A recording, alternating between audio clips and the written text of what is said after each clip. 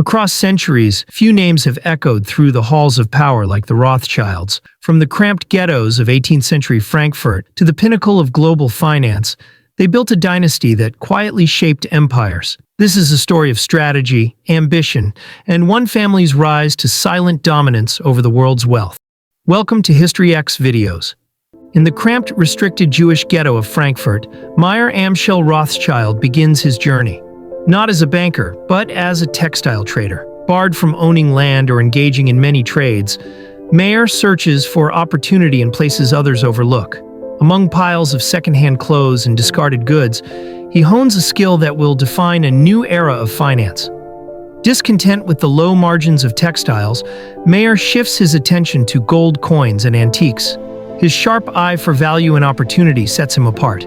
Acting as a court agent for Prince William of Hesse-Kassel, he develops an ingenious strategy. He buys coins on the market before the prince's orders, then sells them to the prince, profiting twice.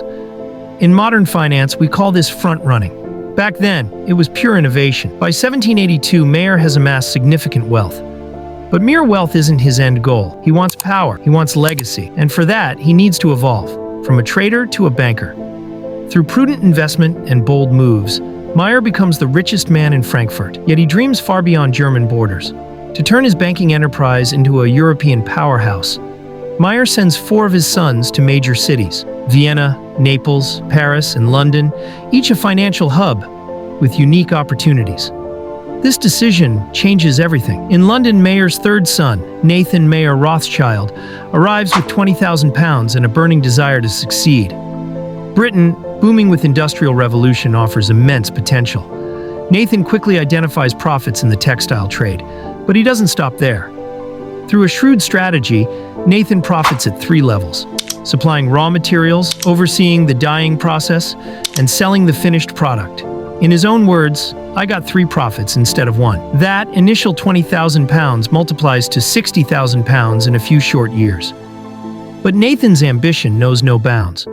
He expands into smuggling and foreign trade, bypassing Napoleonic blockades and outmaneuvering rivals. By 1808, his operations rake in over £800,000. Nathan turns to banking, and by the 1810s, he's on track to surpass his father's legacy.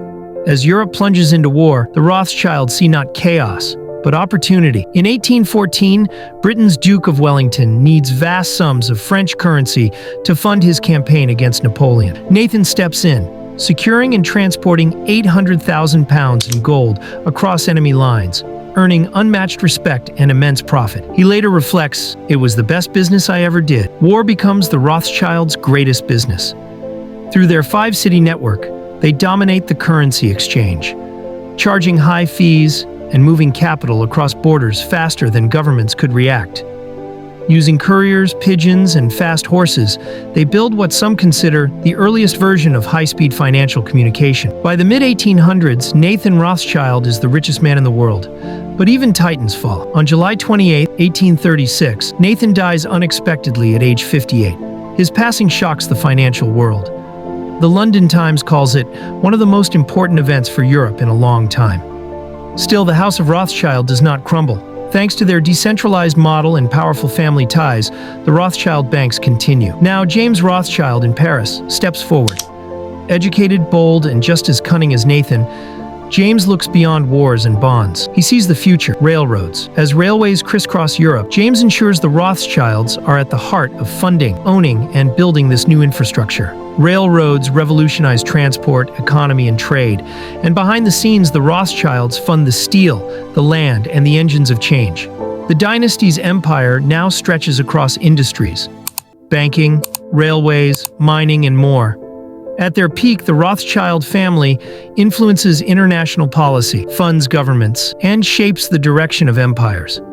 Yet for all their wealth and power, secrecy remains their greatest asset. While modern billionaires flaunt fortunes, the Rothschilds retreat into discretion, quietly moving the levers of finance with near-invisible hands. Their story is not just one of riches. It's about vision, timing, and family loyalty. A dynasty that leveraged war, innovation, and opportunity to become legends of modern finance.